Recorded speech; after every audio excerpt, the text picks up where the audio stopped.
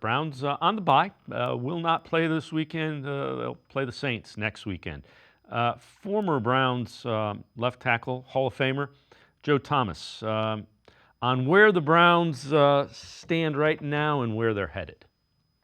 Going into the season, there was legitimate Super Bowl expectations. That was the conversation around town, and it's been so bad people forgot about that. I mean, they were a playoff team last year with Joe Flacco, and people thought they were going to have better play at quarterback. They were going to have better play because most of the team was going to come back, and typically when you have most of your team come back, you take a little step in the right direction. And so I think it's just been beyond frustrating because expectations were up here, and they're struggling to beat bad teams. I mean, they are a bad team, really. And I think it's frustrating because there's not a clear direction because of the salary that the quarterback has, Deshaun Watson.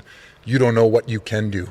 And then you look, okay, well, let's just say this offseason we're going to try to replace Deshaun and get a young quarterback in the draft.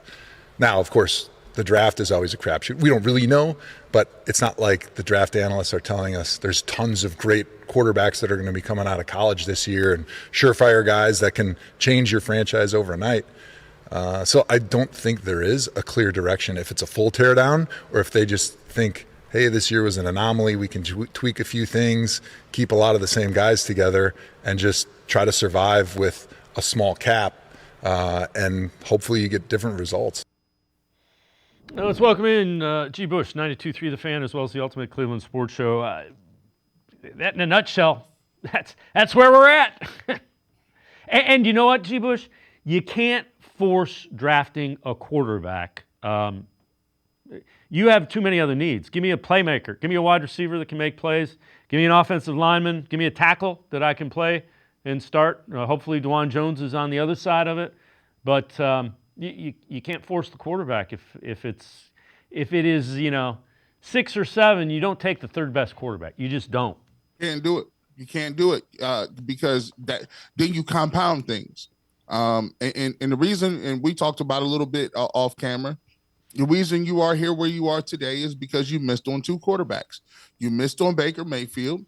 You missed an opportunity to take 2 Hall of Famers in Josh Allen and Lamar Jackson. Lamar Jackson happens to be a 2-time NFL MVP, could possibly win a 3-time MVP this year the way he's playing. You also got other quarterbacks in your division, like Justin Herbert. You got Patrick Mahomes, who is going to probably go down as one of the not 1 or 2 greatest quarterbacks ever to live. And you have a multitude of younger guys, and you are still sitting here trying to find a quarterback. And the part of that's really devastating is, you talk to them, you got the Shedeur Sanders of the world, you got Cam Ward, you got Quinn Ewers, you got Carson Beck, but all of those guys have some sort of issues, and they're not perfect prospects. There's not one guy that's the poster child that you say, hey, let's lose a bunch of games and get this guy, and he's going to be great. When you take a look at the free agent class, Sam Darnold will be a free agent, but if you're finding a free agent quarterback, he's a free agent for a reason. No one lets quarterbacks go.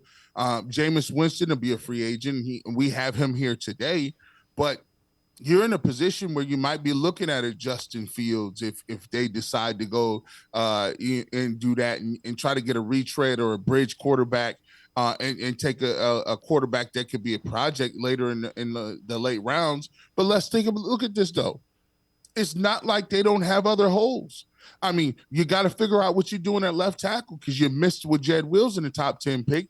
Tristan Wirfs was a guy that was available, and he's a Pro Bowler. You take a look at what you're doing at the other defensive end. You just moved Zadarius Smith, and we've been trying to find a defensive end, a younger defensive end, to go with Myles Garrett since 2016.